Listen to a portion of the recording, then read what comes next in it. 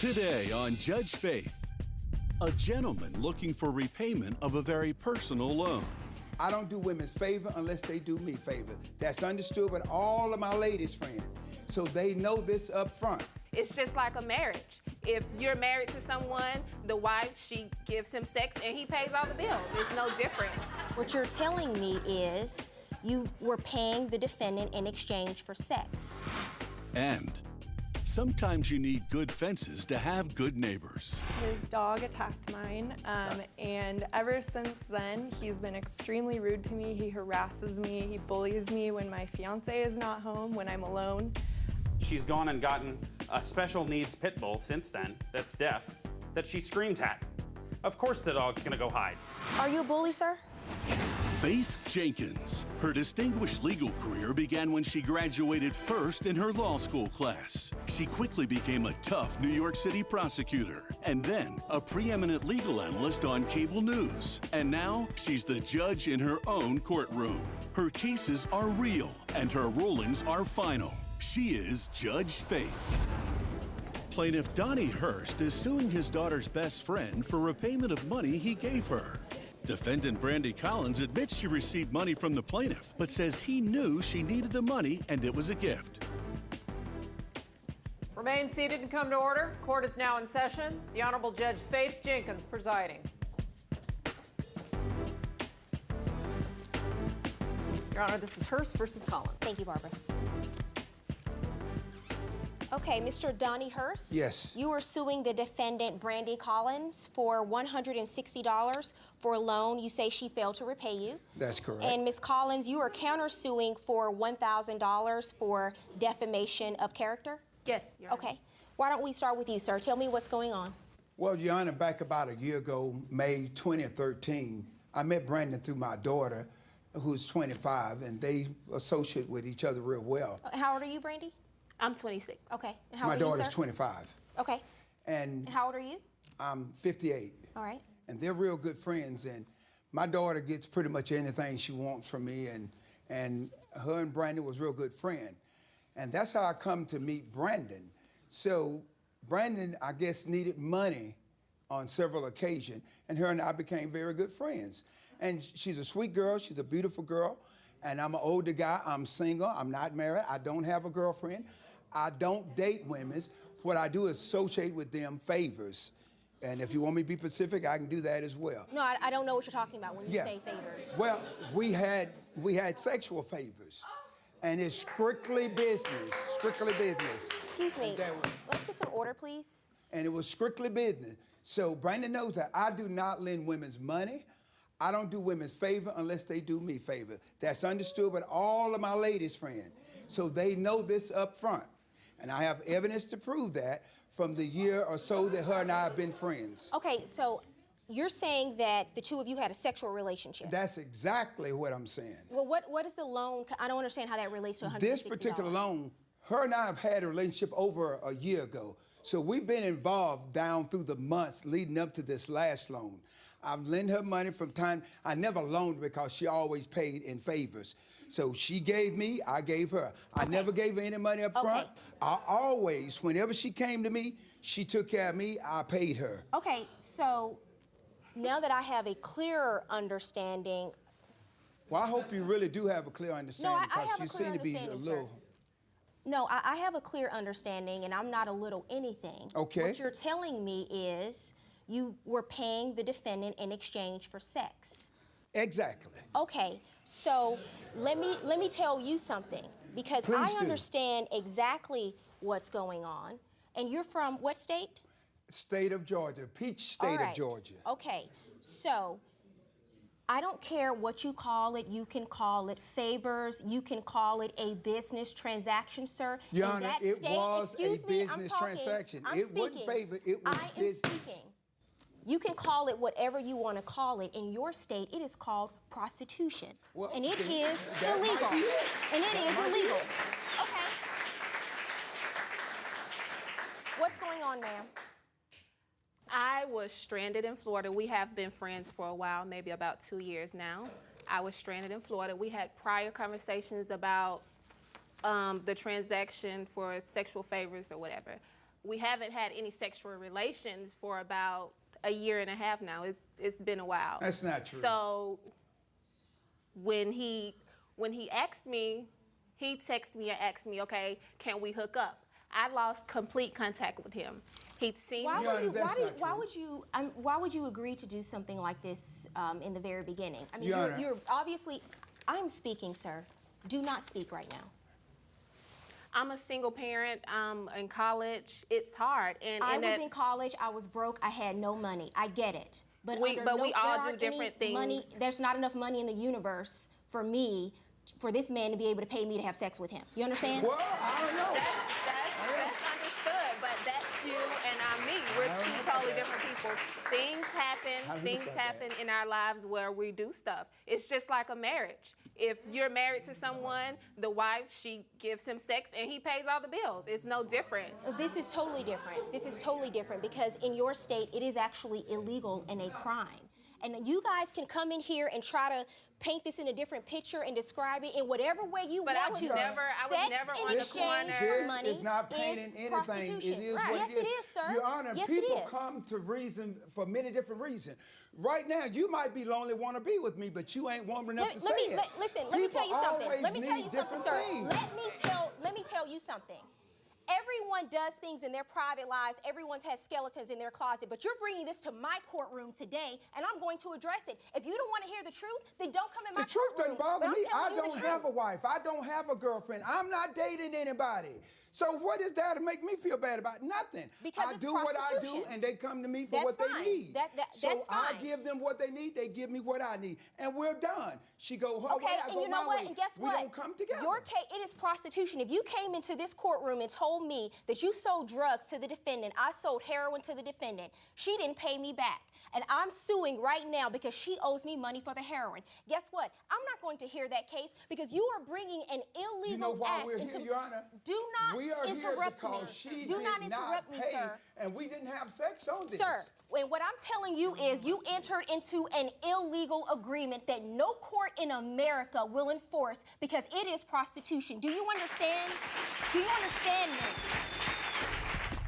Coming up, Judge Faith tells it like it is. What if you meet someone like him who's willing to pay you and they don't get what they want? They may not end up taking you to court. They may end up taking you to a back alley. What are you going to do then? You have a child you have to think about and consider. And later, who let the dogs in? Whose dog bit my Whose dog dog then? bit her dog? We don't know. It happened in a But it was situation. one of your dogs. No, you can't say that. Were you there to see it? Are you saying that perhaps it was her other dog that It very bit? well could have been. Plaintiff Donnie Hurst is suing his daughter's best friend for repayment of money he gave her. Defendant Brandy Collins admits she received money from the plaintiff, but says he knew she needed the money and it was a gift. Life is about choices, and everyone makes choices in their lives. There are some things you can't choose. You can't choose when you're born, where you're born, who you are born to, but Correct. you can choose how you live. Correct. All I'm saying Which to is you, why all I I'm saying to didn't- you, I ma'am, didn't engage. all I am saying to you, ma'am, is you are young, you're in college. Don't make choices. You're making choices for today. I want you to think about tomorrow. Because what if you meet someone like him who's willing to pay you and they don't get what they want? They may not end up taking you to court. They may end up taking you to a back alley. What are you going to do then? You have a child you have to think about and consider, okay? That's Your understood. counterclaim is dismissed. Your case is dismissed. And if I were you, I would be embarrassed to even bring a lawsuit Well, like Your this, Honor, sir. I'm not. Absolutely Because embarrassed. She did not Dismissed. perform Go what home. she agreed to do.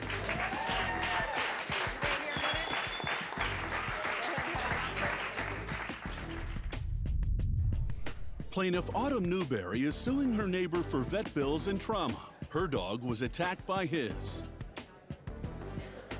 Defendant Brent Ward says the plaintiff can't prove that it was his dog who did the damage.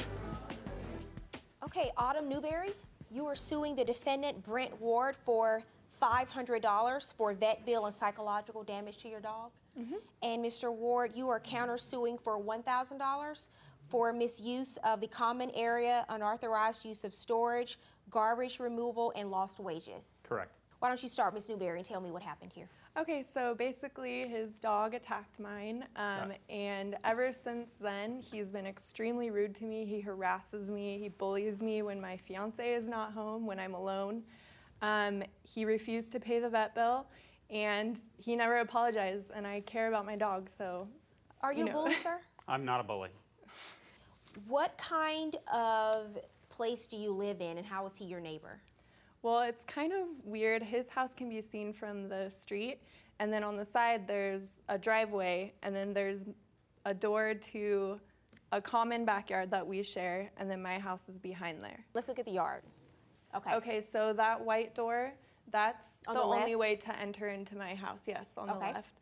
That sliding glass door is Brent's back sliding glass door, so that yard right there is the shared yard. You have dogs as well, right? I do. How many dogs do you have? At the time, I had 2. I now have 3. And how many did you have at that 2 time? as well. Okay, so prior to the dog incident, what was the relationship like between the two of you sharing the yard? It was fine. I've never had a problem with it. It didn't exist. Everybody gets along with her fiance, essentially until Autumn gets home. And then he shuts down. She's never come out of her shell. I don't even honestly remember an introduction. Okay, That's but you not were friendly true. with her fiance. Yeah.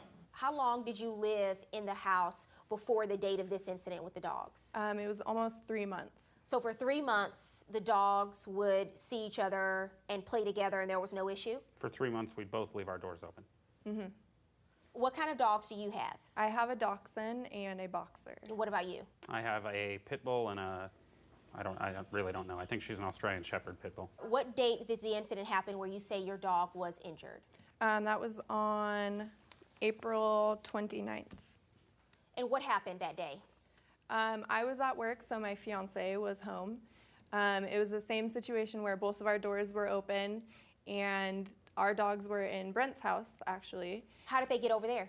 His door was open. They let them in. So I want you to take me through that very clearly, though. Your dogs were in the backyard, and the backsliding door to your house was open that Yeah, day? all the doors were open again. So their front door was open, my back door was open. The dogs were in and out of my house, their house, and the yard. So they sort of roam freely Yeah. throughout Yeah. between the houses, and that's happened on occasion? It had gone on for almost 3 months at that point. Okay.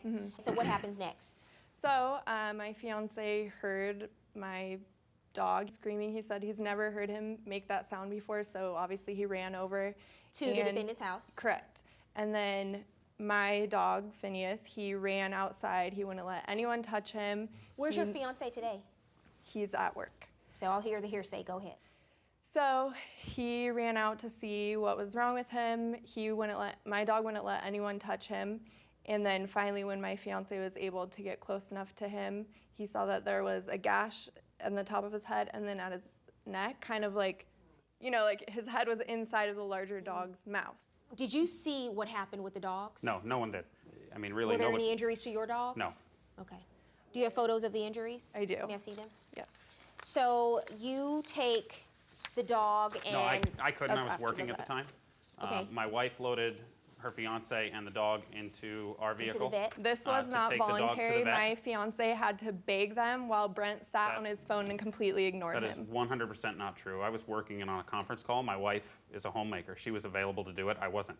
My wife loaded them in the car to take them to the vet.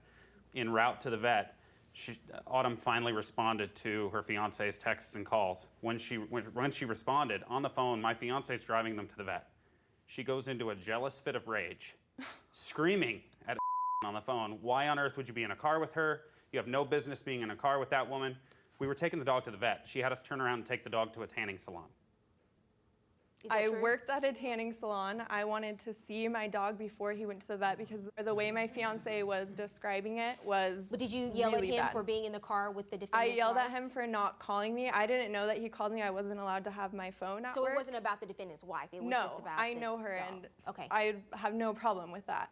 But I did want to see my dog before he went, so he came and picked up the car and then drove to the vet. Okay, let's see the photo of the injuries. That's after the vet. Okay, so after what he did he cleaned it get? up. Stitches or what was the No, treatment they at the just vet? gave him a sedative. They just cleaned it up. They Was he gave okay him, after this? Did He honestly, physically, he was okay, but he's not the same. He scares really easily. He's never been like that. he hides under their table sometimes when he hears like a loud noise. Right. It was a traumatic experience. Right.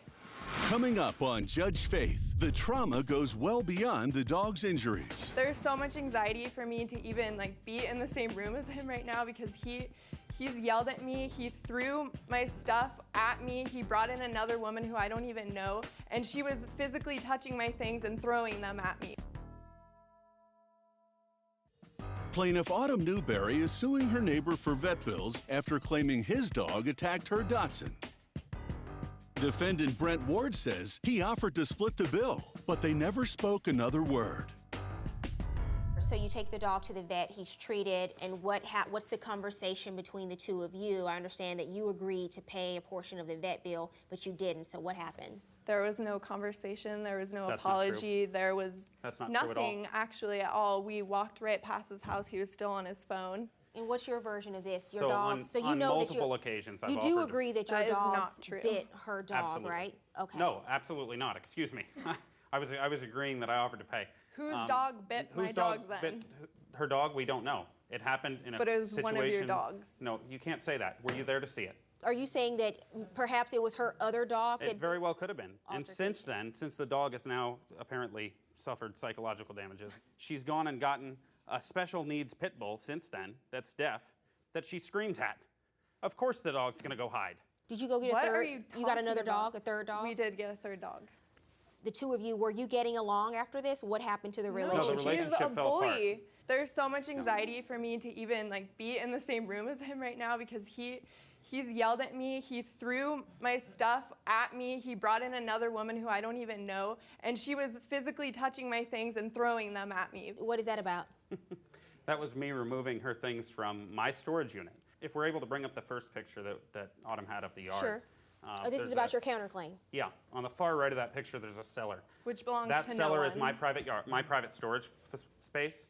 When they moved in, without asking, without saying anything to me, they loaded their stuff into my storage. The owner said we could. He said it was The a owner shared did not storage. say that she could. Is that your misuse of the common area?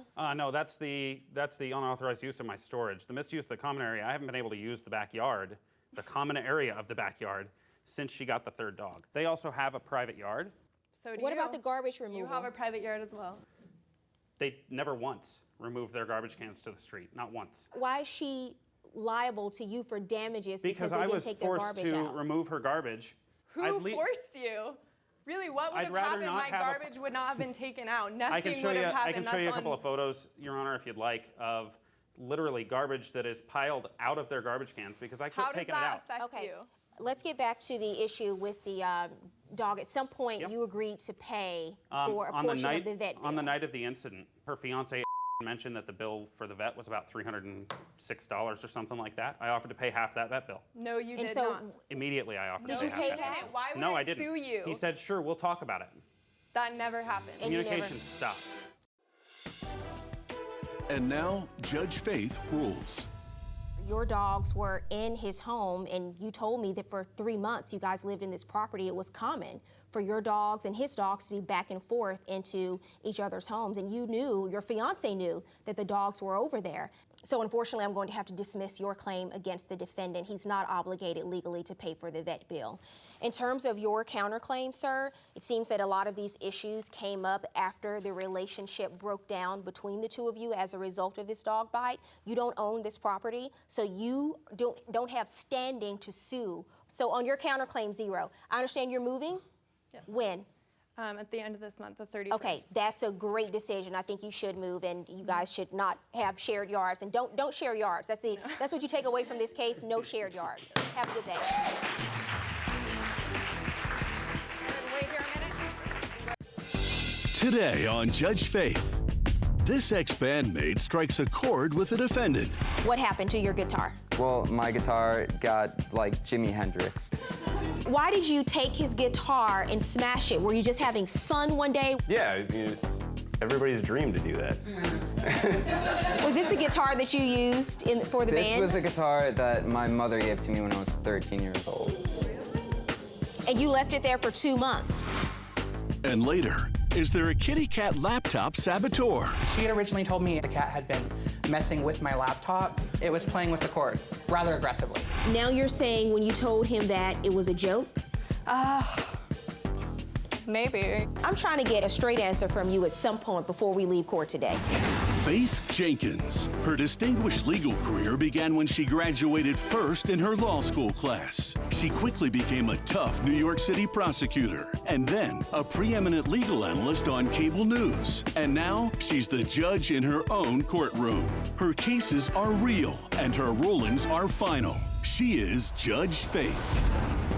Plaintiff Greg Albert says his ex-bandmate was supposed to pay for the electricity while they lived together, but the defendant stuck him with the bill. He's suing for the unpaid electric bill. He's joined in court by his roommate, Eli Maloney. Defendant Levi Prody claims he wasn't even living in the house when the plaintiff ran up the electric bill. He's countersuing for personal property damage. He's joined in court by his girlfriend, Marta Couric. Remain seated and come to order. Court is now in session. The Honorable Judge Faith Jenkins presiding. Your Honor, this case is Albert versus Prody. Thank you, Barbara. Greg Albert, you are suing the defendant Levi Prody for $1,236 for an electric bill? Yes, You that's say he correct. failed to pay? Yeah. And you are countersuing, sir, for $600 for damage to your personal property? I am, yes. And I understand both of you brought witnesses with you today? Yep. Yes, we did. Okay, you can both have a seat, and I'll talk to you shortly. Okay, Mr. Albert, tell me what's going on here. Levi and I met each other about 3 years ago at a party, and we pretty much clicked really well. We both liked music. We decided to get a house with a big basement in it so we could practice. And Were you in a band? Yeah, we were. What kind of band? I was like metal. Okay, so you said after you moved in, you started having some issues? Yeah. The one day I got home from work and I just saw the electric bill in the mail, and I decided to open it, and it said that past due amount was over $1,000. Really? Yeah. What was going on, sir? Well, because we were, playing music, we had amps, we had flat screen TVs. Our whole house was like a We had radio. one Okay, so I want to tell you what Okay. you said in your answer. Maybe you don't remember. You told me in your answer that your agreement was you would pay your third of the rent, Right. which was $250 a month, and you would pay the electric bill in full because it was in your name. The electric bill went up drastically because there were 2 more people living at this house. How many months did you not pay the bill at all? Well, I was past due 2 months. Did you ever tell them, hey, I'm not paying the Yeah. bill because Oh, it went up totally. to, did he ever tell you that? Most of the time he said anything about the electric bill, he'd be like, hey, I'm a little bit behind on it, but I am going to take care of it. Okay. I did. I talked to Andy, I talked to Eli, I was asking, for help on whatever they could do because, as long as we made a payment to avoid it getting too out of hand. And I think that was kind of the start. That was the start of a lot of bad things to come. Okay, you're the third roommate, right? Yes, Your Honor. What do you know about this electric bill? I know that that was the agreement that we had. That Levi pays the electric. Okay. But as far as I knew, that was the agreement they had going on. Okay, thank you. You wrote in your complaint that out of the goodness of your heart, you told the defendant he could stay in the home until May 31st. Yeah. Only under one condition. Yeah. And what was that condition? Marta couldn't be there. Marta, is that his girlfriend? Yes. And why is that? Because she was really annoying. And a lot of nights that she would be there, she was always there. What do you mean by annoying? 3 o'clock in the morning, she'd be drunk in our living room and just kind of shouting. And I had to work at 7 o'clock a lot of the days afterwards. Well, actually, what you wrote in your answer, she had the most annoying voice you ever heard. Yes. So that's the condition? So that's it? Yeah. What do you have to say about this, ma'am? We all had parties. Everyone would be partying. For some reason, he just didn't like me for some reason, so he would always be like, Marta has to leave. Or we would just be laying in bed together. You guys would be having a party, and he'd be like, Marta, you have to leave. What the This is something... Ma'am, you can't use that language in court. I'm sorry, Your Honor. Or your girlfriend started most of the problems. She on Levi. You can't use that word either. I'm sorry. She peed on Levi's nasal inhaler. She did that. She would Thank you, cause Marta. You can have most a of the seat now. drama. Thank you. Okay. And... Your Honor... I think I've made my point with Marta. Coming up on Judge Faith, did the defendant get exiled to the basement? So instead of putting you out on the street, They said you could stay in the basement. Right, and that sounds so generous. It sounds like, yeah, like good guys, you know, but I did not. I never once said that you had to go to the basement. But what was the issue? What was the issue? And later, does the cat have the defendant's tongue? Did you tell him that the cat had chewed on his computer cord? I said Yes or that- no? Yes or no? She knows that she's in trouble. Plaintiff Greg Albert says his ex-bandmate never paid the electricity bill while they lived together. Defendant Levi Prody claims there were too many people in the house using the electricity, and he doesn't know anything. What is your counterclaim about, sir? So they didn't want me in the house anymore, so they gathered together in a little like meeting and basically came up with this idea that it would be get out or go in the basement. So I had to go in the basement.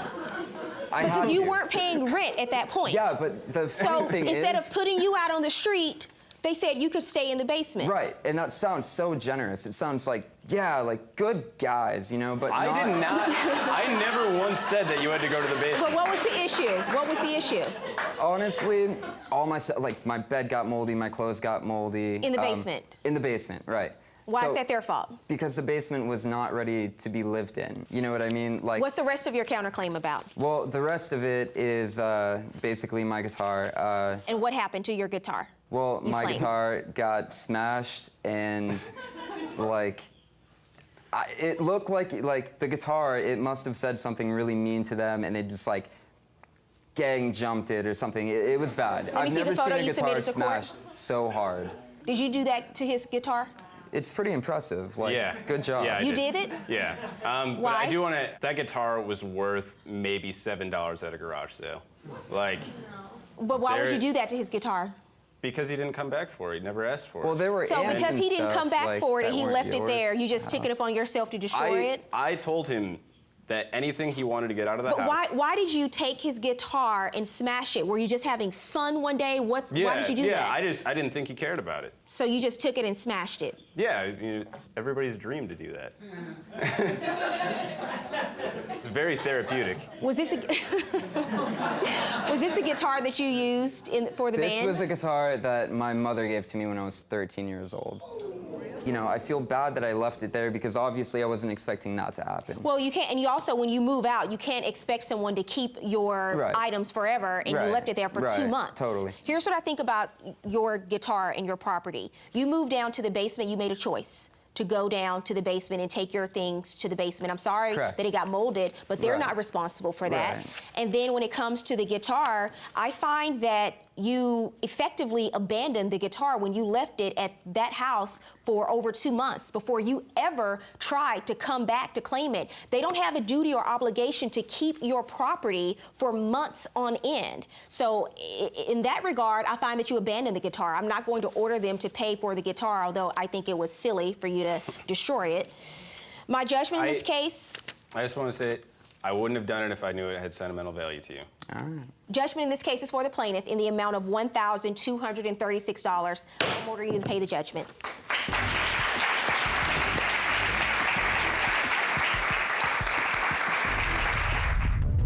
Plaintiff Ryan Veal says his ex-friend borrowed his laptop to do her schoolwork, and when she returned it, it was damaged. He's suing for the cost of a laptop computer.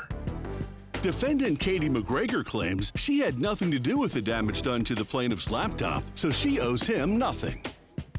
Ryan Veal, Yes, Your Honor. you are suing the defendant Katie McGregor for $2,779 for a laptop and desktop computer. That's correct. Okay, so why don't we start from the beginning? Are the two of you friends? We had actually been friends since probably 2011. That was about when we met. And we stayed friends all the way up until just last month, October 2014.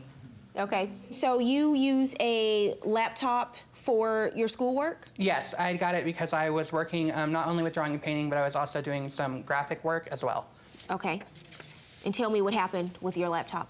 The first 2 weeks of January when we first started school, Katie had asked to borrow my laptop to work on, I don't know if it was paper, some artwork, but she'd used it a couple of times before, and I told her that was fine. And I gave it to her, and she returned it back to me the next day, and she said that it hadn't been working, but it had been working just fine when I had had it. But, you know, she had borrowed it multiple times. There had never been a problem, so I believed her. It wasn't working properly, and the charge wouldn't hold. So when I turned the And how long had you had it then? I had had it for 2 years, and it had been working completely fine. Okay.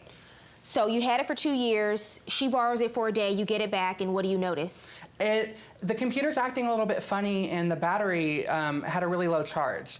So I plugged in the charger into the computer to see if I could charge the battery up, and my roommate was with me at the time. She pointed out that there was a burning smell coming from the laptop and some smoke. You borrowed the laptop? Yes. You used the laptop? Did you have any problems with it? No, not really. It was kind of wiggling loose to begin with, I think, the charger. Okay. She was at a party. She wasn't out. She was at a party while her friend watched her cat, Ava. Okay, so tell me what's going on with the... When we say it's Eva? What did you say the cat's name is Eva? Eva. Okay. Like so tell me Longaria. what's going on here. What happened? You left the laptop with someone else, is that it? Yeah, I guess. Really what I was leaving was my cat. Because she was still young then. She was about 6 months old or so. So you use the laptop, but you leave it because you're going out. She's not going to take a laptop with her when she goes out, so... Yeah, would you rather have me have done that? I would have rather you not borrow it at all if you're going to a party. So you leave the laptop. So you leave the laptop at home, and according to you, your friend didn't use it, right? He didn't. So you're the only person who used the laptop, and you never noticed that there was a real issue? Not really. But you said the cord was sort of loose. Maybe, yeah, really. Okay. You don't know? You don't know? Well, I only worked on it for a little bit before I left the party, to be honest. I mostly just kind of crammed. She's lying. Why do you say that? When she told me about the incident, because she had originally told me it hadn't been working when she had it. Did you tell him that? This was like a year ago. It was January. That wasn't that long. It was 9 months. That's long enough to have a baby. It's not a baby. Ma'am. It's a laptop. Ma'am. You're worked up over it like it is a baby. Miss McGregor, I'm asking you a question. Do you remember telling him that the laptop wasn't working when you had it? I honestly don't remember much from that night. I do. I remember. Coming up on Judge Faith, the Facebook scratching post. They were trying to like break down my character and like they were calling me names on the Facebook post. Saying that you are a bad friend, which is what she said and which is what you are, is not bringing down your character. I'm not a bad friend. Plaintiff Ryan Veal says his ex-friend damaged his laptop and should pay for a replacement. Defendant Katie McGregor claims she didn't break the computer and owes nothing. She had given me back the laptop and said that it hadn't been working when she got it, but it had been working when I had given it to her, but because she had used it multiple times before and she was my best friend for 4 years, I trusted her wrongly, but I trusted her and I thought, you know, maybe that it hadn't been working properly. So when do you find out, or what leads you to believe that she's now responsible if you got it back and you thought perhaps it was a manufacturing issue? Well, when I initially talked to them, they said it could have been a manufacturing issue, and then they kind of immediately had me buy a computer from them. That's the second computer. So I carried on with my life thinking it could have been a manufacturing error. And in October, because we're still in the same degree, we were working 9 months later? Yes. Okay. We were working on a project together, and I was complaining about my computer because it was a little bit less expensive and it also wasn't as good of a quality. He was going on and on about it. I was complaining, yes, about how it wasn't as good of a computer. And I noticed that she was acting a little shifty. So I asked her, you know, what's going on? And she said that she had needed to tell me something that had been weighing on her conscience. And she said that back in January, when she had went to the party, that the person watching the cat had told her that the cat had been messing with my laptop and that it had been working beforehand, but it was not working afterwards. What did she tell you how the cat had been messing with the laptop? It was chewing on the cord. Where the cord was plugged in, it was playing with the cord rather aggressively. Did you tell him that? I presented it as a joke, really, because I was like, maybe, what if? Well, like, what if? That's not something to joke about. Miss McGregor, I want you to look at me. I'm asking you a question. Mm-hmm. Did you tell him that the cat had chewed on his computer cord? I said Yes or that- no? Yes or no? Yes. Okay. And now you're saying when you told him that it was a joke? Probably because she knows that she's Stop. in trouble. I want to hear the answer to the question. I don't think it's a joke. I just didn't think it was that serious because I don't know if my cat did that. I don't think that my cat would have done that. But someone told you that they saw your cat chewing on the cord. Apparently someone told him, yeah. You told me that. You told me that they told you that. I'm trying to get a straight answer from you at some point before we leave court today. Okay. It's very possible that my cat might have done it. And how do you know it's very possible? To be honest, my cat is kind of a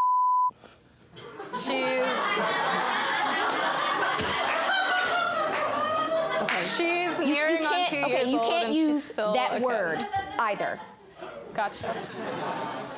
I actually have pictures of my cat if you're interested, or because unlike your laptop, she is like a baby to me. Yeah, I can see. I'm sure you probably have scratch marks because she's such a lovable little angel.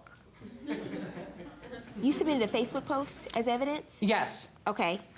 Let me see the Facebook post. Right here. After we had our fight, after she tried to say that she wasn't responsible because her cat did it, not her, and that's completely ridiculous.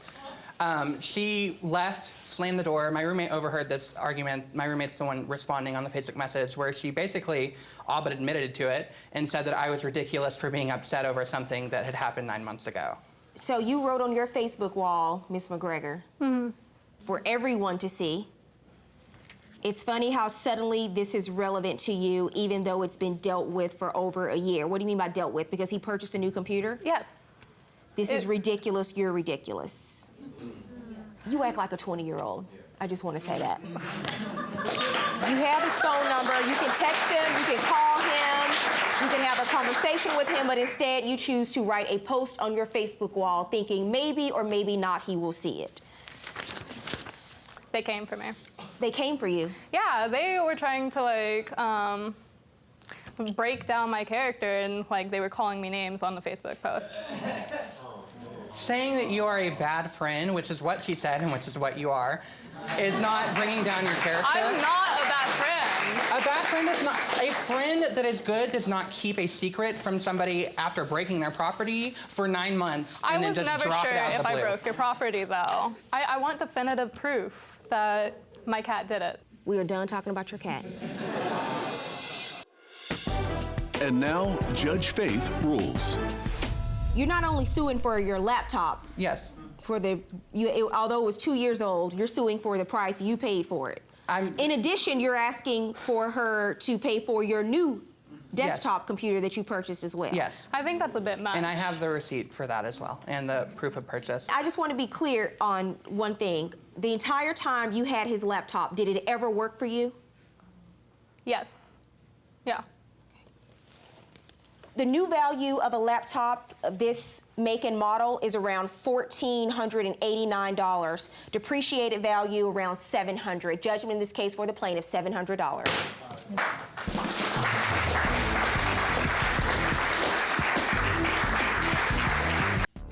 Today on Judge Faith. Did these tenants rent a condo? I would hear scratching at night, and I'd wake him up and say, "Did you hear that? Did you hear that?" Or a nest? I'm not denying that they had a rat. We had like 12. I wouldn't do the laundry. I made him do it. We called it the rat zone. How do you think the rats were getting in? I don't have an answer for that. I lived in New York for 10 years. New York has as many rats as it does people. I never had a rat once. And later, what happens in Vegas She went to Vegas because she knew that she owed me money for the rent. ends up in court. She told me that she gambled all her money away. So you were gonna go try to gamble, try to make some money. But I wasn't gambling my money. Everybody always think they're gonna hit it big. Faith Jenkins. Her distinguished legal career began when she graduated first in her law school class. She quickly became a tough New York City prosecutor, and then a preeminent legal analyst on cable news. And now she's the judge in her own courtroom. Her cases are real, and her rulings are final. She is Judge Faith. Plaintiffs Caitlin and Ryan Woolette say their former landlord never fixed their pest problem and now won't return their deposit. They're suing for the full refund of their security deposit. Defendant Grover Taylor claims the plaintiffs never gave him the large security deposit they're asking for. He's countersuing for lost wages. Remain seated and come to order. Court is now in session. The Honorable Judge Faith Jenkins presiding. Your Honor, this case is Woolette versus Taylor. Thank you, Barbara. Caitlin Woolette and Ryan Woolette. Yes. You are suing the defendant Grover Taylor Yes. for $1,500, the return of a security deposit. Yes. And you are countersuing, sir, for $500 for lost wages? Correct. Okay, we'll start with you. Tell me what's going on here. Sure. We know Grover because he was our neighbor prior to moving into the property that he rented to us. So when we lived in Somerville, he was our next door neighbor, and somehow he found out, through word on the street that we were looking for a new apartment, and he said, hey, I have this great place in Cambridge, come look at it. And so that's how we know him. So would you consider you all to be friends before they became your tenants? We were friendly neighbors, I would Friendly say. neighbors? Neighbors. Okay, all right. So why don't you... I was always friendly. Okay. So why don't you tell me what happened here? We initially asked him if we could just give him $500 instead of the full month's rent, which is $1,500. He said, what you can do is you can give me increments of $500 over the next 3 months to make $1,500 if you can't come up with the full $1,500. To pay the security deposit? Right. Is that the conversation that you recall? No conversation at all. Oh, okay. You're saying there wasn't That'd a be weird conversation, that or you wouldn't don't? have a conversation about. Hold on one second. Are you saying that you don't remember, or there was no conversation about a security They deposit? begged and pleaded that they could not afford 3 months' rent. And typically I charge a $500 security deposit, but they paid no security deposit. I have the bank records, I have their proof of their checks. How do you say you paid the security deposit, So cash we or paid check? in cash. I remember I had run out of checks. I remember going to his pizza shop and giving him cash and him saying, oh, you came up with the money, you came up with the $1,500. Did you get a receipt? We didn't get a receipt. At the but moment, again, we didn't have checks. I know. And we did not get a receipt.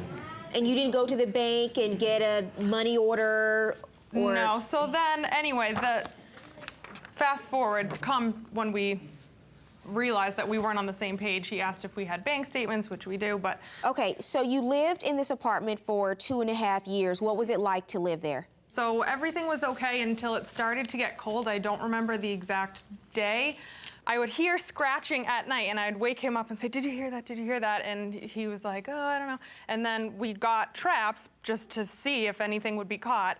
And lo and behold, we did have a rat problem, so. Did the prior tenant complain about having rats? Never had a complaint previously. And my tenants typically stay 3 to 4 years. Like, how many rats did you see? So we caught probably, I don't know, maybe 2 before the exterminator came. Then once the exterminator came, they filled up some holes. There was no rats for a few months. And then again, they would start coming again. It was like they'd just find a way, and I don't know how they came in, but they just kept coming in. And basically, over the whole time we were there, it was never really resolved. And I think he probably did try, but it never really was resolved. Right. How many times did I hire Do an you know exterminator? how many? The excuse me, exterminator do you came know how twice, many? but it never. So fixed you anything. never discovered the issue? Usually, if there are rats, that means there's a hole. I replaced the door, I filled holes. How do you think the rats were getting in? They're getting in from somewhere. I don't have an answer for that. Coming up on Judge Faith, did the defendant forget to turn on autocorrect? Your story is changing. How's my story changing, Your Honor? Because you told me 2 minutes ago they never gave me a security deposit. Typo. I checked my records. A typo in a text message. This entire text message is a typo. Yes. And later, Judge Faith starts fishing for some answers. I met someone online and we started dating. Which one? Plenty of Fish? I'm just curious. It was actually a site that she told me about. If y'all knew the story with Plenty of Fish, trust me, you laughed too. Plaintiffs Caitlin and Ryan Woolette say the defendant refuses to refund their security deposit. Defendant Grover Taylor claims the plaintiffs never gave him the amount of money they're asking for. What's your explanation? I hired an exterminator. We have a I bought picture the of bills. the rat. If anyone I'm not wants to denying see that it. they had a rat. Yeah, we had like 12. It was. I wouldn't do the laundry. I made him do They it. live We in the call it city. the rat It's zone. Yeah. Over Gross. 100,000 people and 300. I mean, but isn't the Sir, law? wait. I could have hold on contacted a the second. Department of Public Stop. Health. Like, Stop. we were Kim, nice. I lived in New York for 10 years. New York has as many rats as it does people. I never had a rat Maybe once they leave their door open. in my building. They leave their windows The rats open. get in. The rats get in because there's some kind of hole. They There's leave their some kind windows of open, area. Your Honor. Let me see the photo. Do I want to see this photo? That's a big one. One time there was a live one on a sticky trap that we had to like deal with. He was like the rat remover. It was gross. No, it wasn't I pleasant. could not have lived there for like a minute. Okay. But now what this is really about is when it's time for you to move out, you say that he did not pay your security deposit back. Yes, so we asked him for the security deposit back, and he said, I'll send you the check for $500. And that's when I was like, wait a minute, that's not what I recall. You paid him a $1,500 security deposit. You say that never happened. They never paid a security deposit at all. Not zero. Zero money. You say you didn't require a security deposit because I know they were good friendly? tenants. They lived next. They were my neighbors for 3 to 4 years previous to renting a property from me. So when they come and to they you, were good tenants, as far as I can tell, good neighbors at least. okay, so when they come to you and they say, hey, we're moving out, we want our security deposit back, what's your response? After I checked the unit, I said that she was adamant about $1,500. I go, at best, I owe you $500. Now, why would you think at best you owe Because I them take $500 security deposits from all my tenants. Okay, so how did you get that resolved then if you weren't sure? I checked my bank records first, which I brought with me, Your Honor, and I gave her the benefit of the doubt, and I asked her to show me a copy of the check that she gave me, and she's like, I gave you cash. Something got disorganized, didn't listen, whatever happened, happened. Well, and yeah, because the disorganization starts on this side of the room.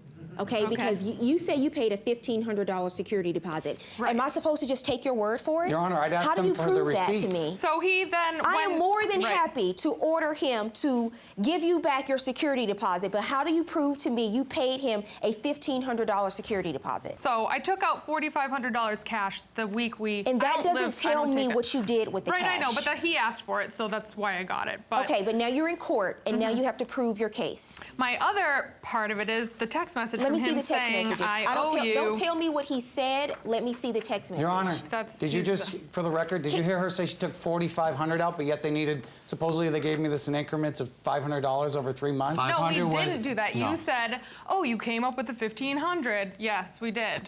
You write to them, I must say I'm very disappointed in you guys. I hope you end up with a very cheap apartment. I did my research. I owe you $500, which I'm more than happy to return to you with interest. So now it's clearly you're lying. Like, hey, I need you to stop talking. 2 minutes ago, they never gave me a security deposit. Typo. I checked my records. A typo in a text message. This entire text message is a typo. Yes. Okay. Okay, so when you told me that they didn't pay you a security deposit, and you were sure because you checked your records. She was not willing to take the $500. I would have taken the $500. Your story's changing, sir. Your story's changing.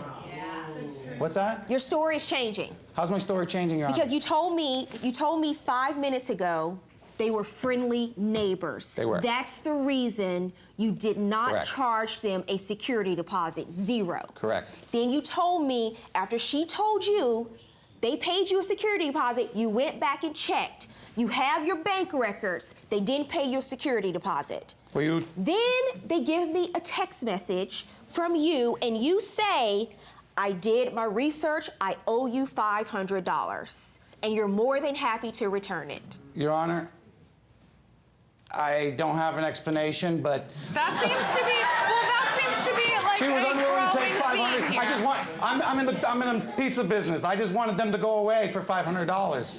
Okay, You're in the here's pizza what business, but you're also in property management. What is your counterclaim about, sir? Just for being taken to court and away from my business, I feel like I should be paid for my time if I win the case. Okay, that's not how things work here. Okay, Your Honor. Because there is a text message, sir, I am ordering you to pay them the $500 you admit to owing them. Judgment for the plaintiff, $500.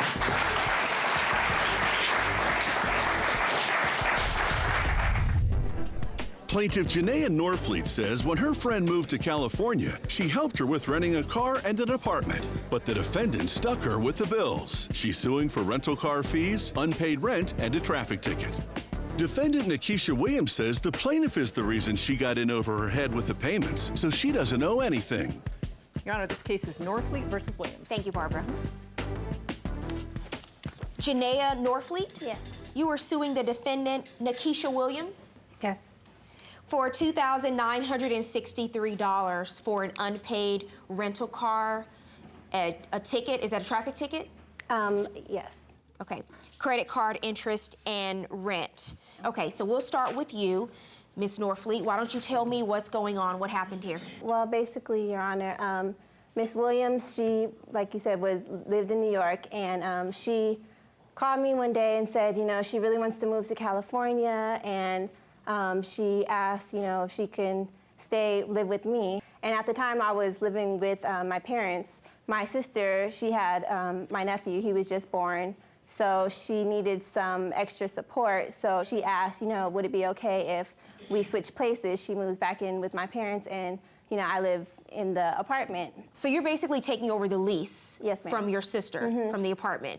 And did the two of you come to an agreement about how rent and utilities would be paid? The agreement was Nikisha would pay $750, I would pay $250 and cover the utilities. Why was she paying $750? You were only paying $250. Well, she was paying $750 because at the time I was unemployed. Were you okay with paying $750? In the beginning, yes, I was okay with it because, you know, as she said, she did take me in. She allowed me to stay with her and her family, so I was very grateful for that. So when you moved to California, you didn't have a car. Right. What did you do for transportation? I rented a car, but I didn't have a credit card, so I'd asked Janaea if I could, you know, hold it with her credit card, but I would pay them in cash. How much was a monthly car rental? For the 2 months, I spent like $2,000. Right, it was like $1,000 a month? Yeah. Okay, and then the third month, you said in your answer that you didn't feel you owed for the third month. It was just really too much for me. Well, what was the conversation you had with her about purchasing a car from her? The only reason why I was renting was because I was supposed to purchase this car and I was never able to do so. But you're not saying that you don't owe for the rental because she never sold you her car. Surely you're not saying that, right? No, I'm saying that's one of the reasons that I don't feel like I owe her. I owe her, I mean, I'm not saying that it wasn't on her card and I shouldn't pay her, but I'm saying that that's one of the reasons that I haven't paid. Okay, all right. You're also suing for July and August rent. Yes. You say she did not pay July and August rent. What happened? Well, she basically just disappeared. What do you mean by disappeared? I couldn't get in contact with her for several days. And when I finally did get in contact with her, she's like, oh, things have been crazy. I'm out of town. I'm in Vegas right now. I'll tell you about the story when I get back. You were in Vegas? I did go to Vegas. Oh, okay. You just told me you didn't have any money. When people go to Vegas, I'm thinking they're going to party.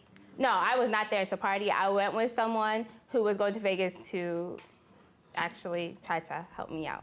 But, what does that mean? Coming up on Judge Faith, no pay, no stay. I told her that, you know, I don't have the money. And then she's like, well, you know, obviously you can't stay here. So I was like, okay. But she wouldn't let me get my things. Is that true? She came back and collected stuff. Did you ever put her things out as she alleged in her answer? Plaintiff Janaea Norfleet says the defendant stuck her with a rental car bill and stopped paying rent on their apartment. Defendant Nikisha Williams claims the plaintiff made it impossible to keep up with the bills. Well, I didn't have any money, so I went with a friend of mine, and they were going to like try to get some money by like at the casino to help me out, but I didn't go on my expense. So you were gonna go try to gamble, try to make some money. But I wasn't gambling my money. Everybody always think they're gonna hit it big. They go to Vegas, they're gonna do the slots, and it's gonna make everything okay. Go ahead. Yeah, so she was like, you know, I'll come back, I'll be back in a day, da-da-da. She ended up not coming back for a whole week. She went to Vegas because she knew that she owed me money for the rent and plus for the credit card. So she went to Vegas to gamble the money and ended up losing $1,000. But it was not my money. It was not my money. But whose money was it? Whose money was it? It was my friend's money. So your This friend guy gave she you met online. $1,000 to gamble in Vegas to try to make money to pay your He rent was and gambling. bills. I was not gambling. Well, who were you staying with for a week in Vegas? I met someone here in California, and we started dating. So How did you meet? We met online. Which one? Plenty of Fish? I'm just curious. It was actually a site that she told me about. It was called What's the Plenty name? of Fish. Plenty of Fish? Plenty of Fish. I knew it. I knew it. Everybody meets on Plenty of Fish. If y'all knew the story with Plenty of Fish, trust me, you laugh too. Okay, you come back from Vegas and it's early August. Yes. What happens? I told her that, I don't have the money and that I would pay her back, but then she's like, well, obviously you can't stay here. So I was like, okay, but she wouldn't let me get my things. Is that true? She got her things several times. She came back and collected stuff and went to live, stay with him. Did you ever put her things out as she alleged in her answer? In October. So from August through October, you tried to go back and she would not let you in? Well, I only tried to go back that one time that she told me that she would not give it to me. So after that, I did not try to go back and get my things. Is that true? She came back. She got her stuff one time, and the next time she came back, no, I would not let her get her things. But this is the reason why, Your Honor. On her board, in her room, like above her bed, she has a board. On that board, I see a ticket, and the ticket's in my name. And I'm like, what is this ticket? So I look at it, and it's a ticket on the rental car. The ticket is not in her name because the ticket, it's a parking ticket. But the ticket is on the rental car, which is in her name. Right, and the credit How card would is this in my ticket name. ever be associated with you? It won't be, but it won't be associated with her either. No, it is with the car, and the car is in her name. Right, but it's a parking ticket. Doesn't matter. It doesn't matter. It's a ticket. Okay. With that being said, I already paid her back for I'm just that. curious. Who do you think they'll come to pay this ticket? They'll come to her. Okay. Yes. That's the problem. But it's not in her name. What I'm saying is that it's not going to go on her It registration. was in my name. It was definitely in my name. Okay, That's but what I'm saying. when it's time to pay the ticket, you just said what I know and what she knows, they're going to, and if it doesn't get paid, it's going to be a problem for her. And I paid her back for the ticket. No, you never paid me back for the ticket. I gave you $100 in cash. Listen, if you're going to keep saying you gave people cash, that's going to be a problem for you. And now, Judge Faith rules. Where do you live now? With Plenty of Fish guy? No. Are you still with him? No. Here's what I'm going to order you to pay. Because I know you're in California. You come out here, you want to have fun, you're on Plenty of Fish, you're going to Vegas, you're doing all these things, but you got to pay your bills too. All right? Absolutely. So you owe for the car rental. I believe you owe for a July and August rent, and I'm also going to order you to pay for the traffic ticket. That's a total judgment for the plaintiff in this case in the amount of $2,645.90. Verdict for the plaintiff. Good luck.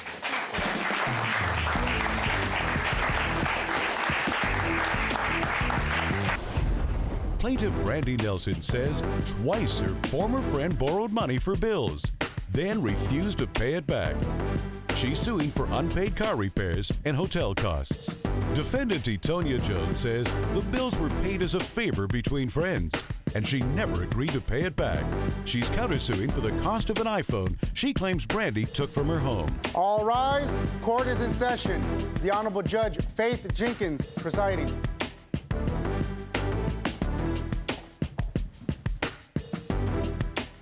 Please be seated.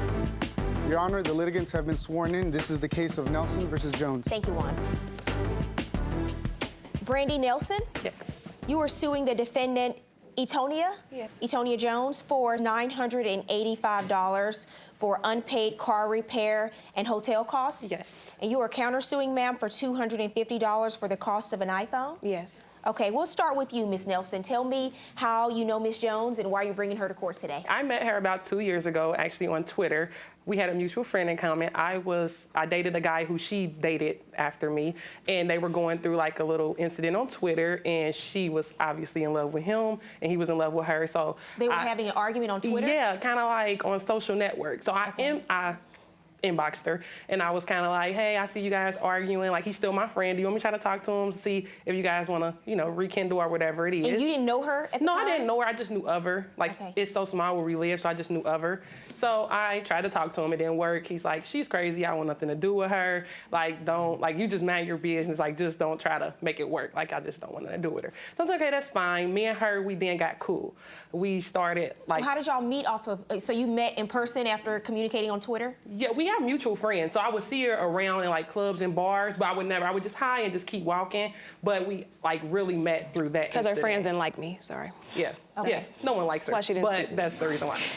So we met like that, and we actually went to the, What, your friends didn't like her? No, her friends didn't like me. Oh, okay. So that's why she didn't speak reason? it for years, because they didn't have a reason. They just didn't like me. No, she kind of like dates everybody's boyfriends back home, so that's why no one liked her. There can't be their boyfriends if they dating me. No. They can't be. It's more to that story. All right, but anyway, go ahead. we kind of like, we met like that, and so we started texting, and then I'm like, oh, she's pretty nice, she's cool, so we started going out to eat. We did nail trips, we went to the mall, we went out of town, and then we took a Miami trip, and everything was fine, and we then decided for her birthday, we were gonna go to Atlanta. That's like her home away from home. Like, she is like, she's like the center of attention. So, you know, like, she likes anywhere where any places that she's gonna be like, give attention, like, she just like, likes to be known, Or gravitates towards me. Yeah, no, she likes attention. More or less. So we decided that we're gonna go to Atlanta. That's her home away from home, and she thinks she knows everybody. So I'm like, okay, that's fine. So I didn't want to get a rental. Are both of you born and raised in Cincinnati? Yeah. Yes. Okay. I didn't want to get a rental because I was under 25. A rental for me is going to cost way more. A car rental? Yeah, because it's like they charge a day for people under 25. So her car was fine. I wasn't driving. I'm like, well, we could just take your car. She needed minor repairs. I'm like, well. And so you were close at this time. Yeah. How would you describe your relationship before this Atlanta trip? With this story, I don't know how close we were, but I thought we were really close. Really close. I thought we were. Go ahead. I told her, like, I have a mechanic that's like a mechanic he works at a shop, but he also does side work, and he'll get your car done for really cheap. So he tells me, like, the price for her car would be $350. I'm like, hey, he said $350. So she needed work on her car so you could drive to Atlanta so we can drive from to Atlanta. Cincinnati. How long of a drive is that? With my driving, it's 6 hours, but it's a total of 8. Okay. She drives crazy. She acts crazy. You know, it's just this is just crazy. Okay, crazy so lady. you were going to drive to Atlanta, and you needed some repairs done on your car. And the repair part is correct, yes. Okay, and so you then went to the mechanic that she recommended because he gave you a good deal? Yes. And you paid the $350 to get the car repaired? Yeah, because I was kind of like rushing her because he was leaving to go out of town with his family, and he wouldn't return until after Christmas. We were trying to go after Christmas, and I'm like, we need to hurry up and get it done. They messed up on her check at work, so I'm like, I'll just pay him. It's $350, it's nothing. I'll give him the $350. What was the conversation you had with her? She paid the mechanic $350. What was the conversation about that money? First off, I was moving to Atlanta, and my car broke down before my move, and she paid for repairs. And at that time, she had a sugar daddy. And he provided her with money, a lot of money. So it was just like, here, oh girl, don't worry about it. I'll take you the car, you know. And did that $350 ever come up again in conversation? No.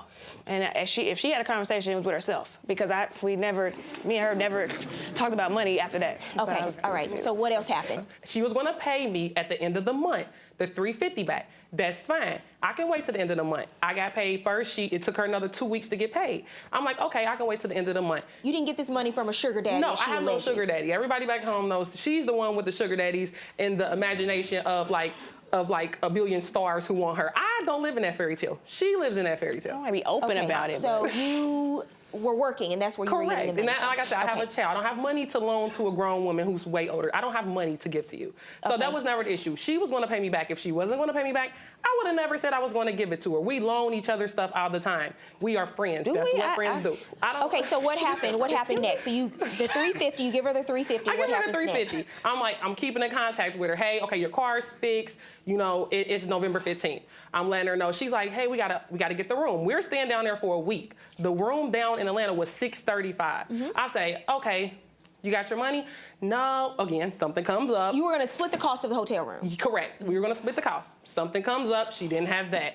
I'm like, well, we gotta have this money in before the 1st. They only holding it to the 1st. I'll pay the $635, you pay me back your half. That was the deal. I end up paying the $635 for downtown for Atlanta. You had to pay the entire Basically, I stay paid at the for hotel the whole thing. in advance? In advance. And I even paid for her car. So my deal was that I was going to get her half on the 5th. I then text her November 29th. Hey, Was that the deal? No. You would split the cost of the hotel? No, not at all. I don't. So the deal was what? I What do you say it was? I don't know if she's higher. She just gave me some money. It wasn't even like increments. It was like probably altogether like $900 or something. Okay. Do people just give you money like that often? She's not that kind of friend. Men more or less. I don't know if she likes women, but men do. She wouldn't be my type if I did. Coming up, the ladies throw shade, and Judge Faith calls them out. She's like, I don't exist. I'm texting. At this point, I'm calling your mama, your brother, your sister. I need my money. Was she asking you for everybody money? I can get in touch with. We were talking the whole time. Okay, so she's making this up. Yes. Plaintiff Brandy Nelson says her former friend owes her money for 2 bills she paid. She's suing for unpaid car repair and hotel costs.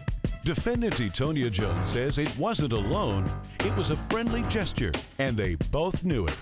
She's countersuing for the cost of a stolen iPhone. Go ahead. She said, I owe you. She said, I will give you back the money. And I'm okay with that. I'm like, okay, that's fine. I then text her November 29th. I'm like, babysitter bail, I can't go. There's nothing I can do. I only trust one person with my child, so I couldn't make the trip. She say, okay, that's fine. We could just cancel the whole thing. So why then would she be responsible for paying? If you backed out at the last minute and the two of you were going to split the cost of the hotel, why should she then be responsible for the because entire cost? Because she told me she was going to give me the money. We had a discussion where she said, I'll give you the money. I'll just take my friend and give you the money on the 5th. That's the $350. Oh, did you say that? Plus the $6. Yes, No. plus the $635. No. So you say she goes to Atlanta for a week, and then she comes back. She's not paying you this money back. And what happens? I understand the two of you had some type of physical She's altercation. ignoring me. Like, she's like, I don't exist. I'm texting. At this point, I'm calling your mama, your brother, your sister. I need my money. Was she asking you for money? Everybody I can get in touch with. We were talking the whole time. Okay, so she's making this up. Yes. Okay. Ooh, she crazy. I told you she belonged on a TV show. Like, she really live in a land where she just think that this is just okay, like in fairy tale world. I told this girl I need my money back. How long after you loaned her the money do you say you saw her at this bar? This was after she came back the first weekend of January, New Year's. So I seen her that Saturday. No, I didn't. Yeah, she did. It was December. It was January. Her birthday's December 28th. That's why she I came back back that weekend. Okay. Anyways, I seen her in the bar. I'm with 4 of my friends. She's with 3 of her friends. I say, there go Etonia.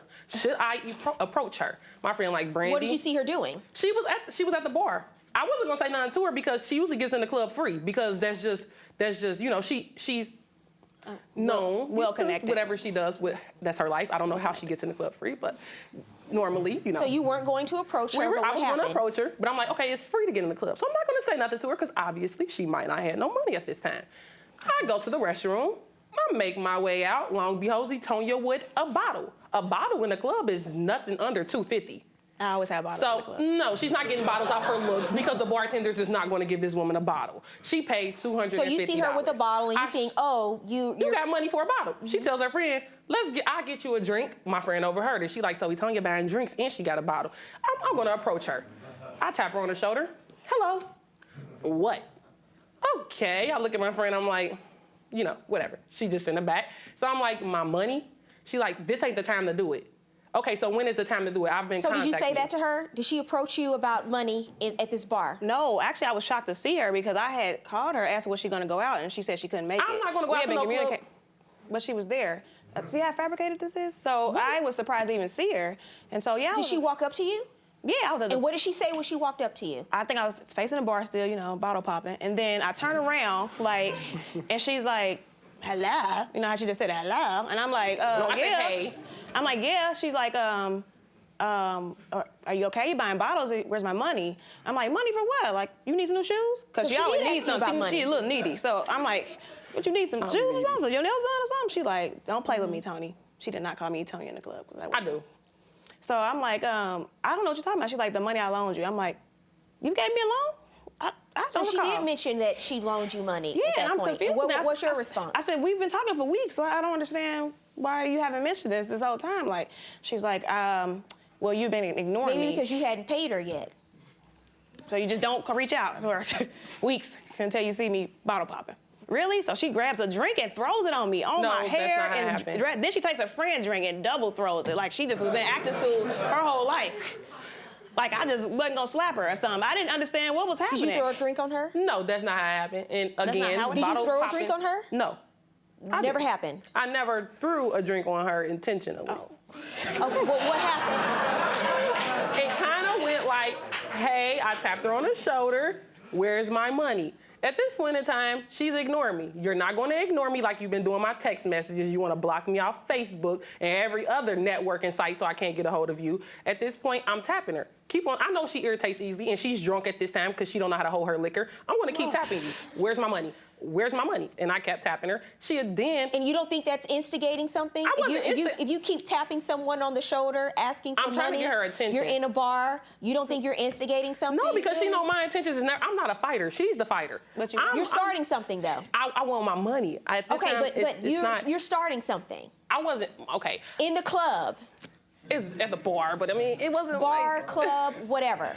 How would you feel if someone walked up to you in a bar and started tapping you on your shoulder, asking you for money? If I knew him, I'm not going to get defensive. I'm just, what's up? That's what I was expecting. Yeah, okay. And so what happens after you keep tapping her on her elbowed me. shoulder? Right. She elbowed me. That's not a surprise. Right, and I wasn't going to do anything, but my friends then came, it's girls, they know how she is, and it became a brawl. And then it was drinks flying everywhere. It was weed flying everywhere. It was a whole bunch of stuff flying everywhere at this point in time. Everything was flying everywhere. And it could have been resolved if she would have. So then at that moment, you two became those girls in the club fighting. Coming up, someone sent text messages that reveal the truth hidden in this twisted tale. You can download any app and make up a fake number. Right, I hear that every day, all day.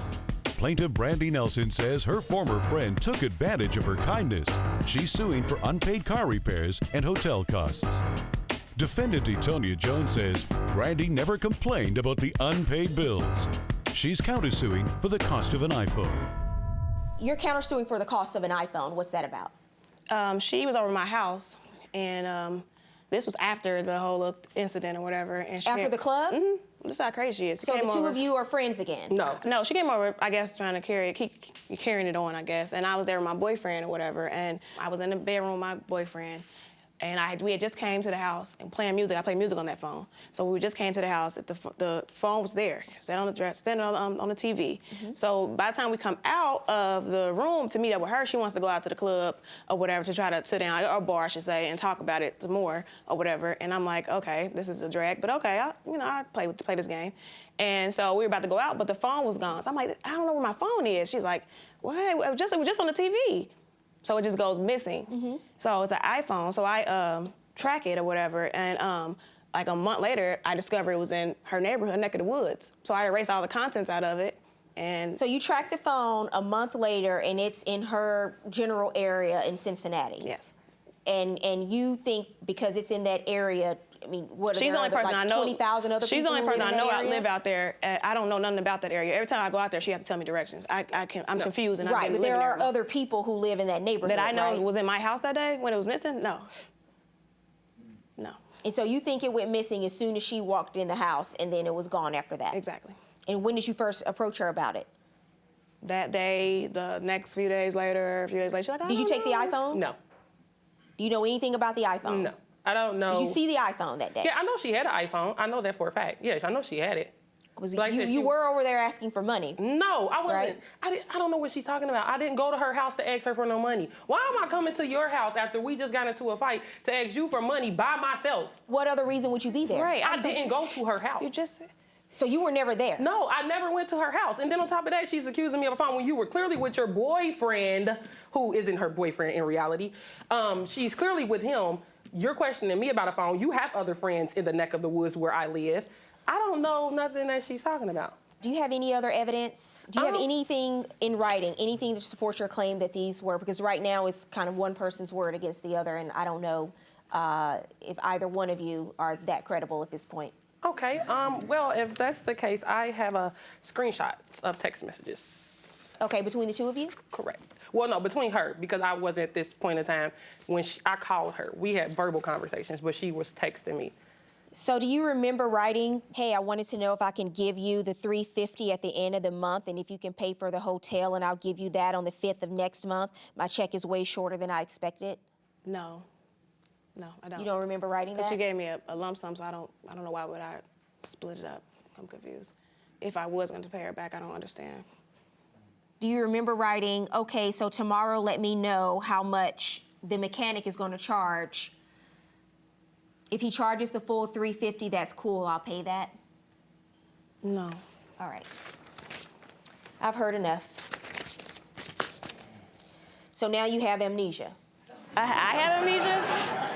Either I have amnesia or she's a fraudulent. I mean, you can download any app and make up a fake number. Right, I hear that every day, all day.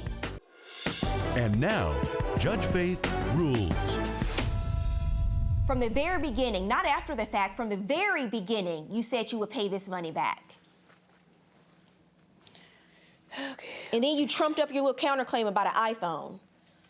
I didn't trump up anything. That actually happened. Well, obviously, I don't believe anything you have to say now.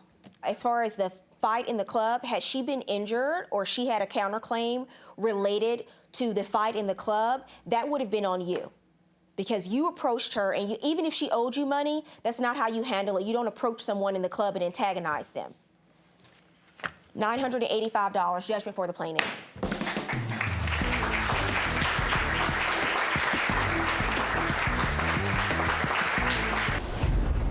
Plaintiff Ashley Anderson says her former roommate walked out on a 2-year lease, leaving her with lots of unpaid bills. She's suing for past due rent and various fees. Defendant Felicia Burton says she doesn't owe anything because once they became roommates, her former friend's lifestyle made her feel unsafe. All rise. Court is in session. The Honorable Judge Faith Jenkins presiding.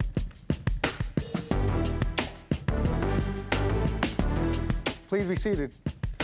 Your Honor, the litigants have been sworn in. This is a case of Anderson versus Burton. Thank you, Juan. Okay, Ashley Anderson? Yes, ma'am. You are suing the defendant, Felicia Burton, for $5,563 for half of a re-rental fee, a lease buyout, and past due rent? Yes, ma'am. Okay, so why don't we start from the beginning? I take it from your complaint and answer that the two of you were roommates. Yes. How did you first meet? We first met when Felicia was transferred to my salon that I was the manager at. I was looking to buy a house where eventually we started looking at apartments as well. So you decided to become roommates? Correct. Okay, and had you been friends outside of work? Not very, no. In April, we signed a lease together, and it was April of what year? April of 2014. Okay, and do you have a copy of that? I do. Let me see it, please. So you signed a lease. Was it for 1 year or 2? 2 years. 2 years. So you decided to move in. Can you describe the apartment to me? I mean, it was beautiful. 2-bedroom, 2-bath. It was, I believe, the first apartment to be fully updated, if I'm not mistaken. Brand new carpets, brand new hardwood floors. And what was the arrangement in terms of rent? We were each going to pay half. So it was in the lease, the rent, and then also in the lease, the cable was included. Okay, so a total of $1,490, the two of you would split, and I see the two of you are the only names on the lease. So what happens after you move in? I understand you started having some problems. It was like I said, it was a 2-year lease. We didn't even really make it 3 months. After the first 1 to 2 months, there was a time where she needed help with the rent, so I gave her, I believe it was like $60 to $80, which she did pay me back. Mm-hmm. Later throughout, I'd come home and go to take a shower, and my shampoo and conditioner wasn't in there, so I'd go into her bathroom where it was in her bathroom. It eventually got to the point where I had to go buy locks for my doors because I was sick of my things being taken out of my room. What's going on here? Okay, we had agreements when we first moved in. What's yours is yours, but if you want to use it, ask. I did ask Miss Ashley Marker, if I could use her stuff. Yes, that's fine. Funny thing is, all these little things that she is saying that I did, I had to find out through Facebook. I was never there half of the time. I was always at my boyfriend's because I did not feel safe in that apartment. Why didn't you feel safe? The people that she was bringing in all the time. What do you mean by that? They are people that I do not hang out with. People that have from her words, have been in jail. We had agreements that That no is drugs not in the my place. Hold on a second. Go ahead. No drugs in the apartment. There have been plenty of times, because my boyfriend went to work early in the morning. He's a welder. I would go back to the apartment. The place reeked of weed. Did you see paraphernalia? I did not, but you, as far as the smell were you was smoking there, weed in the apartment? I do not smoke weed. I Were don't your do friends any smoking drugs. weed? Not to I'm my- going to assume that means yes. I don't know. There was one person that was sometimes there when I was not. If they did when I was not there at work. I mean, did that you is a smell weed? possibility. If she said she smelled it, did you smell weed? I have before, but I've smelt it through the hallways. I don't necessarily know that it's from my friend specifically. Coming up on Judge Faith, she had 99 problems and Felicia was number 1. She had filled out this thing that she wanted me to sign, and I signed it because I wanted her to leave. I was done with So her this messes thing and everything could like that. possibly be a contract between the two of you? It could possibly be, yes. But you ladies have made a bit of a mess here. Plaintiff Ashley Anderson says her former friend and roommate agreed to split the cost of breaking their lease early and now refuses to pay. She's suing for past due rent and various fees. Defendant Felicia Burden says she doesn't owe anything because Ashley agreed to find a friend to replace her on the lease. You say that someone else moved in. There are only two of you on the lease. You say someone else moved into the apartment? it was her coming up to me all the time. How would you feel if so-and-so moved in? That's fine. They have to be on the lease. But did someone else actually move in? Pretty much, and they were not in the lease. They Who was did that not sign. person? Her friend. Okay. She confronted me and said, my friend is about to be evicted because of lack of paying rent, of her boyfriend not paying rent, and she has a 4-year-old daughter. Being a nice person, I did agree. Okay, I said, so yes. your friend and the 4-year-old daughter moved into the 2-bedroom apartment. Okay, and did you have her put on the lease? We tried putting her on the lease, and that Who's didn't we? go. We, all three of us, me, Felicia, and the other. And what happened? She was not, her credit wasn't good enough. So the or landlord something said like that. no? Yes. But you let her move in anyway? She was staying there before that. We had filled it out. But you and let her then move in anyway? She was You let her staying stay there anyway? She was Although the staying there, landlord yes. said no? She said no after my friend was already Doesn't staying matter there. when she said no. She said no, and your friend didn't move out. She stayed there anyway, right? Yes. Okay. So where was this this woman and her child sleeping, the 4-year-old? Where were they sleeping? They were staying in the living room, and also I never had my boyfriend staying there. When that friend was staying there, my boyfriend had to be at home. He could not stay there. Okay. This is a different boyfriend. So what happened? When do you move out? And This is a very different boyfriend, though. how do you know what boyfriend she's talking about? You haven't. I know a lot that you would not believe. This boyfriend that was staying pretty much at the apartment, that I'm basically saying that the place reeked of weed, is because of him. I do have text messages from her saying that he is going to change, he is going to stop selling. Oh, what was he selling? I honestly don't know. So you said he's going to stop selling, and you don't know what he's selling? I don't know. This is what I heard things through his family where I had confronted him about it. And was he selling used cars? Was he selling, what was he selling? I don't know. Juan, you're a police officer. So when you hear someone say he's going to change, he's going to stop selling, what do you take that to mean? In my line of work, we call that narcotics. You live in Minnesota, and I know that medical marijuana is illegal in your state, so do you have a prescription? Did any of your friends have a prescription that you know Not of? that I'm aware of. Can I also state something else, ma'am? As far as the Facebook, she had the nerve to like a status that one of her friends that was staying there, she had posted, bye Felicia. Now, do you know what bye Felicia means? Well, that is your name. That is your name is Felicia. Yes. The day so I you were moved moving out, out. You moved out. Yes, the day I moved out. So the day after one of your. The day I moved out. So. The day I moved out. Okay. What does bye Felicia mean to you? Honestly, it is a big saying that is going around. Basically, it means the B word. The so that's person not you my do not understanding like, of bye the person Felicia. you But do your not name like. is Felicia. Yes, ma'am. All they said was bye Felicia. Yes, in capital letters.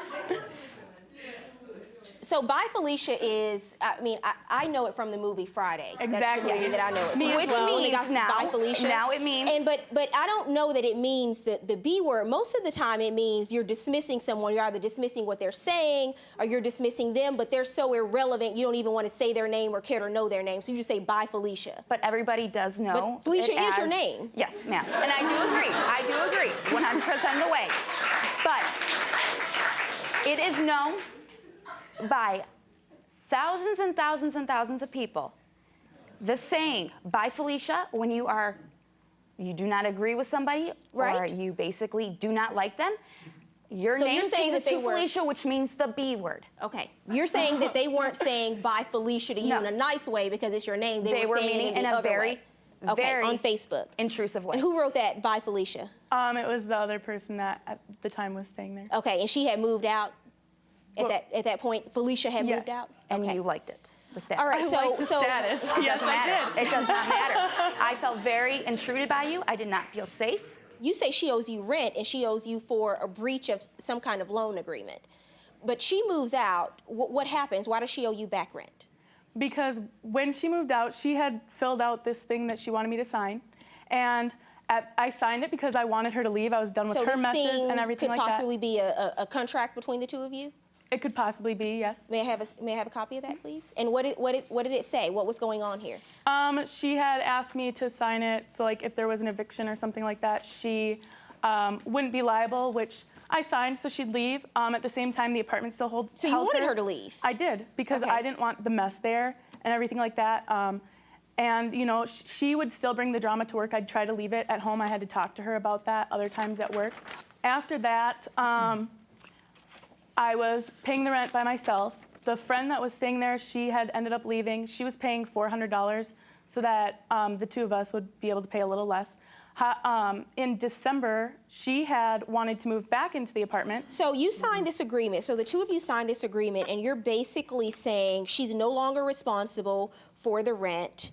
She has no further obligations with this apartment. You have someone else who's going to move in. I mean, you say she asked you to sign it, but I mean, you're an adult. The two of you got this apartment together. You signed the lease. You read the lease. I'm assuming you read this, right? She didn't force you to sign it. You didn't sign it under duress. So I'm assuming you signed it of your own free will. Right. That also states that she's not reliable if I were to get another person on the lease, which never happened.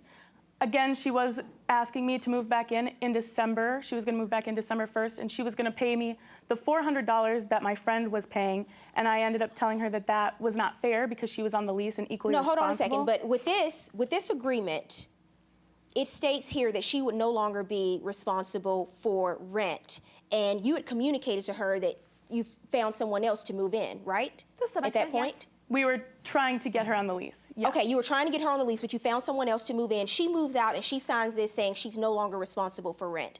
So tell me why you think she's still responsible for rent. I know you're saying then you decide to move back in. How many months later? Well, she moved out in August, so it would have been about 3 to 4 months later. What changes for you where 3 months later you say, okay, I'm gonna give it another shot? Because she's my manager. She has control of my hours. She can take away hours from me like she did. It's your testimony that you felt that your job was in jeopardy if you didn't move back into this apartment, but she may take it. Where were you staying in the meantime? I was staying at my mom's. I do have proof of my hours being cut back. We also added 2 new stylists to the salon, and I had to be able to make hours for everybody. I did not cut her hours. She was still at 30-some hours a week. She was your manager when you moved out, right? And when she you made the also decision to move out because you felt it was unsafe, she was your manager then, correct? Yep. She also specified that seniority would get more hours. Well, did you move back in? No, I did not. Coming up, Judge Faith helps these friends put an end to their feuding. This agreement that you signed, I'll show it to you. You agreed to pay her $3,784. Yeah. Did you pay any money towards that? No, I did not. Plaintiff Ashley Anderson says her former friend owes her money for breaking their lease early. She's suing for past due rent and various fees. Defendant Felicia Burton says Ashley bullied her on social media and cut her hours at work, making it impossible to pay their bills. And what happens? You say you have to take out this loan. What is that about? We had signed a re-rental agreement to try to re-rent the apartment. Why didn't you move back in if you say she was cutting your hours and she was your manager? Because I did not feel, I still did not feel safe. But I was trying to be a nice person. And so you remained at the job and worked with remained her? at that job. And my hours went from when I left the apartment, when I started there, to when I lived in the apartment, I was getting 35 to 40 hours like I was promised. Okay, and so what happens? She doesn't move back in, and you don't have anyone else to move in, and you can't afford the apartment, right? And Correct. So what happens? So I had called Felicia on the phone and asked her, I said, I can't afford this anymore. I said, do you agree with me I'll go get a loan, and we'll do the buyout, and you'll pay me half. That means pay off the rest of the lease? 30% of what was left, yes. Okay. And how much was the loan for? The loan was for $5,775. And do you have proof that you paid that to the apartment rental? I do. Let me see that proof, please. After she had agreed to pay that with me and the half of the last month's rent, I did make my own agreement with her as well that she agreed. I also broke down it into a payment plan for her at $315 a month. Because for you're a saying year. that she's partially responsible because the two of you were originally on the lease? Yes, and so she should pay half of this lease buyout that you had to do? Correct, and she was still on the lease. And did you agree to do that? I did, but I did it because I was afraid my hours were going to get cut. May I see that agreement? And Yes, I thought she was going to give me more hours. It was funny though that conveniently 1 week before she was supposed to start paying me on January 1st, she quit. She gave me her 2-week notice. No. So conveniently, right before that. I put my 2-week notice in, and then you automatically cut my hours without even asking me. When did you leave the salon? It was like late December. This agreement that you signed, I'll show it to you. You agreed to pay her $3,784. Yeah. Did you pay any money towards that? No, I did not. And you say she owes you $28.87? That did you sign part. that? Yes, I did sign that. I'm sorry. For the buyout, yes, $28.87.50, and then the half of the last month left. You ladies have made a bit of a mess here. And now, Judge Faith rules.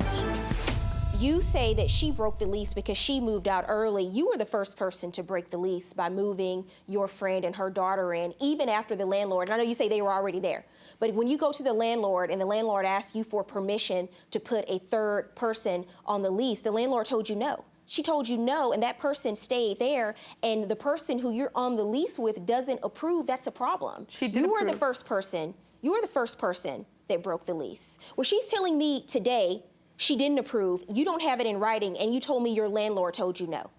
So in terms of who broke the lease first, that would be you. The second issue. The second issue I have is you're suing for back rent, but then you have this agreement that's in writing where when she moved out, you agree to her moving out, you let her off the hook with this written agreement. I tell people all the time, most of these cases, when I come in and someone leaves, no one puts these things in writing. You're one of the few people I have that put it in writing that it was okay for her to leave and that she didn't have to pay rent after she left. But now you're suing for back rent, and I don't understand why. When you have in writing that she didn't have to pay rent when she moved, and she never moved back in. And then we have this third agreement. You moved out, and you've signed an agreement that you're no longer responsible for rent, and then you turn around and sign this agreement that you'll pay for half of the buyout. This is a binding contract. This is a binding agreement. The two of you made a mess, but you have all of these agreements now, that these breaches that have occurred, and all of these agreements in place now, and I'm going to enforce what I have here. So you then agree to, for whatever reason, pay for half of this lease buyout that she clearly paid. I mean, she has the check. She paid $5,775. I'm not ordering her to pay any of the rent you say she owes because you forgave the rent. I am going to order you to pay half of the lease buyout. I think that's fair. So that's $2,887.50 judgment for the plaintiff.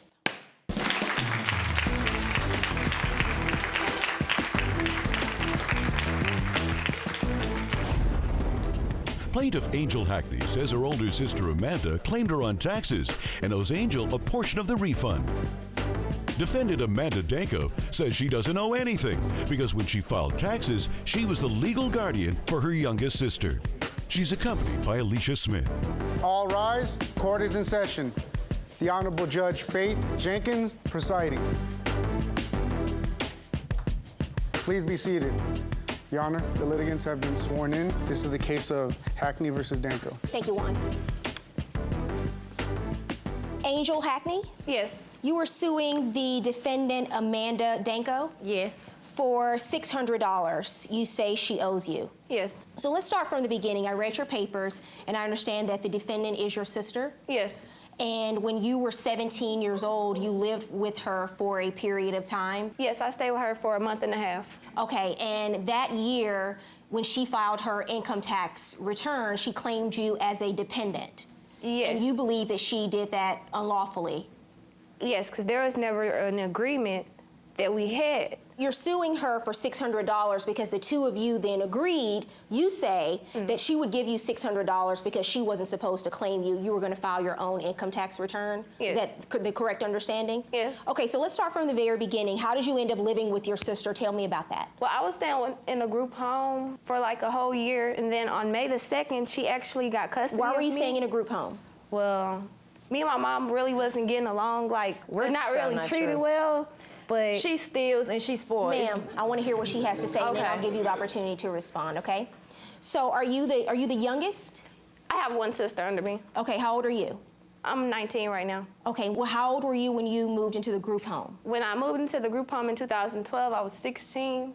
Then I turned 17 in there, and then I came out on May 2nd. But why did you move into the group home? You were not getting along with your mother? I wasn't getting along with my mom. And why is that? I'm not happy at home. I didn't want to be at home. I would Okay. always go somewhere. That's why I picked up a job.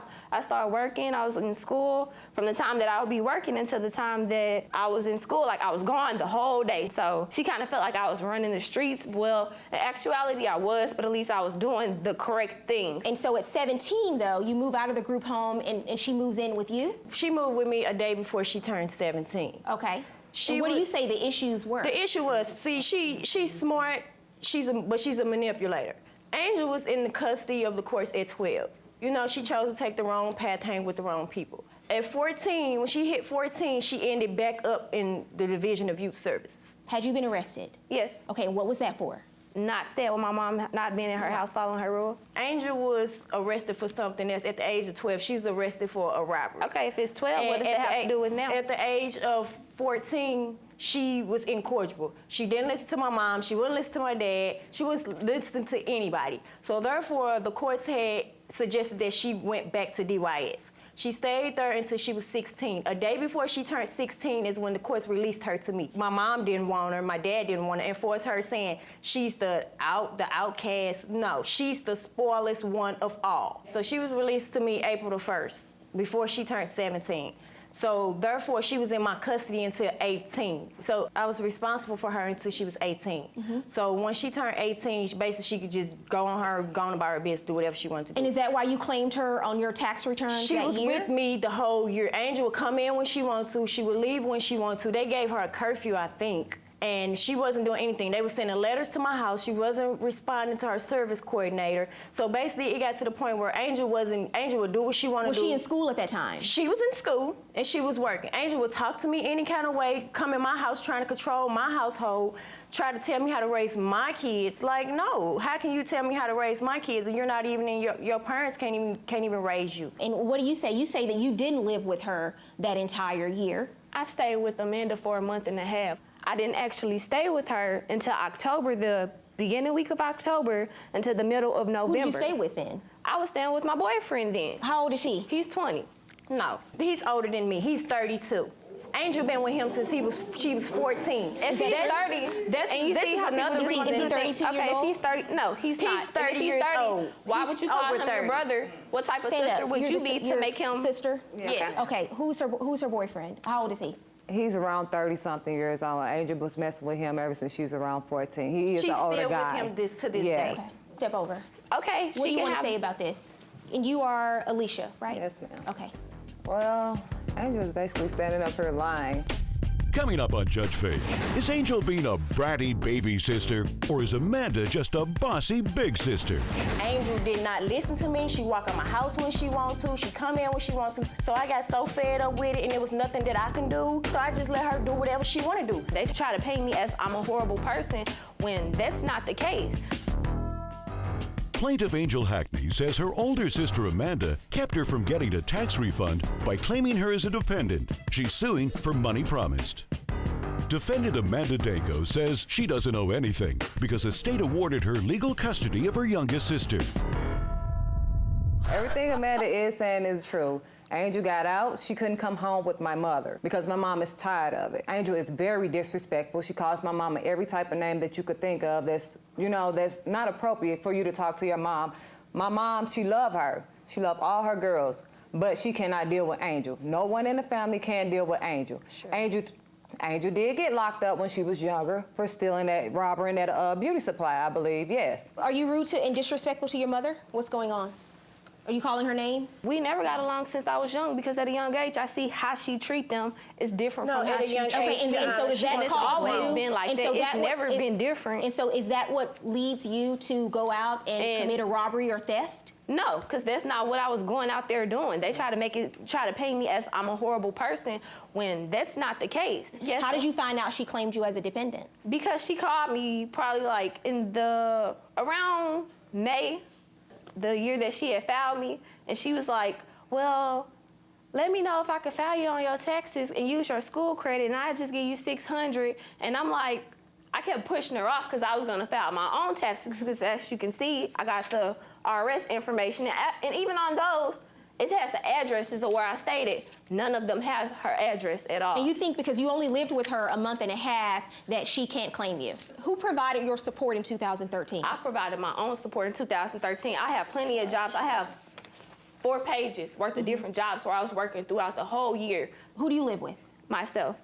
Okay, by yourself. And so you're now living on your own? Yes. And where are you working? Yes. You're working now? Yes. And you're in school full time? Yep. I'm going for business.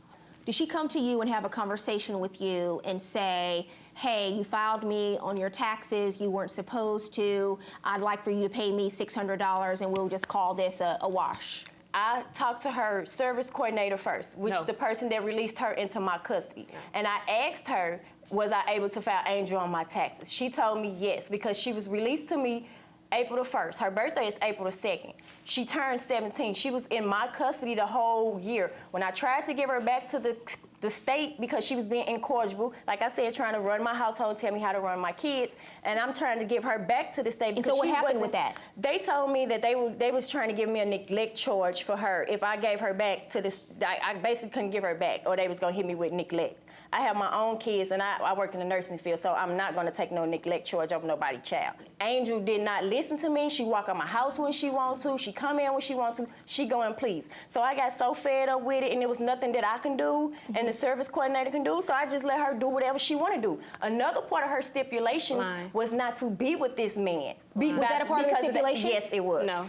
Yes. That wasn't a part of the stipulation? It was not. You 14 years old and you messing with a man that's 28 to 30 years old. Like, but at that point when she was 17, was that a part of the stipulation? No, she was 14 when she met him. I understand, but at this point she's living with you. She was 17. Was that a part of the current stipulation? The court still said that she was not supposed to deal with him. She's supposed to remain in my household. She's supposed to meet with her worker, get a job, and go to school. Angel wasn't even meeting with the worker. The worker was sending letters to my house. She was like, and I assume you don't have any of that paperwork with you? No, I don't have the letters that she sent, but I have the letters from when they released her into my custody. Right, I understand that. You submitted that to the court. Right, and like I said, she's a child. As long as she have electricity, hot water, gas, food, a roof over her head, I feel I don't owe her anything. Coming up, Judge Faith brushes the chip off a sister's shoulder. Now you're showing what you're really like. Okay, because I've told you 5 times to stop talking, and you won't stop talking. So you're not respecting the court. And I know if you're acting like this in court, I can only imagine what you're acting like at home. Plaintiff Angel Hackney says her older sister agreed to share her tax refund because Amanda never asked permission. She's suing for money promised. Defendant Amanda Danko says she never agreed to a refund because she was Angel's legal guardian. So what was the That's issue? what What was she the did to issue me. when you stayed with your sister? To be honestly, when I Were you coming in and out at all different times of day and night? I barely wanted to be there because she had guys running in and out every time you turned around. Just like she didn't want to be at her mother's house. This I'm being honest. Drug test Wait, right now. I was. You guys gotta listen, all right? Would smoke in front of them, have guys running in and out. She would not clean. So you're I'm not no saying guilty person. that is the reason why you wanted to leave, and that's why you were going in and out of the house. I told her, okay, me and him, I don't really want to stay with him. We're not really getting along right now. She was like, oh, well, you could come stay with me. You don't have to pay me any rent. You don't have to pay any bills. So he's 20 years old. How long do you say you've been with him? For like a year now, What but does he I've do known for a him living? longer than that. What does he do for a living? He works at Walmart. All right, I think I've heard enough here. One other thing to say about this whole case, I worked hard for everything, for these 4 pages, all these jobs that I had trying to learn how to maintain a job. I worked hard for that. Amanda didn't take care of me. Amanda didn't buy me nothing. It was times where I was at her house starving. It was times where I didn't even know. I didn't find out till next year. The next year after, when I applied for food stamps, she was getting government assistance for you. She was getting this. I called my mom to find this out. Oh yeah. Well, why is Angel going without clothes? Why is Angel staying at your house and you don't have no food in the refrigerator? The mom that you curse over out every day. $700 worth of food stamps, but I'm straight going hungry and I'm staying with you. And I just felt betrayed. That's the only reason why I'm here, because it hurt me. And I straight felt betrayed by her because I stayed with her. She could have told me, oh, I'm getting this for you. I'm getting these type of benefits for you. She was even trying to get child support from my mom and dad so it can go to her. That's not right, and that's why I'm here. I told the courts I did not want child support. But my mom could let you. My mom would tell you we didn't want child support. Stop. Everybody stop. I've heard enough. Before I rule on this case and the legal issues, let me just start with this. I know you mentioned in your papers that you guys are from the Ferguson area, and everything that's been going on in that community, you don't want to see your sister go down that road and get in trouble and ruin her life with some of the choices that she's making. I really do believe that you care about her. Yeah, I mean, I'm glad the fact that she graduated a year early. She makes straight A's. Smart as ever in school. Smart when it comes to the books and everything, but it's just sometimes she make the wrong decisions. And that's why I'm gonna turn to you right now and tell you everything that they're saying today, they're not making everything up. But they are. Don't. No. Stop.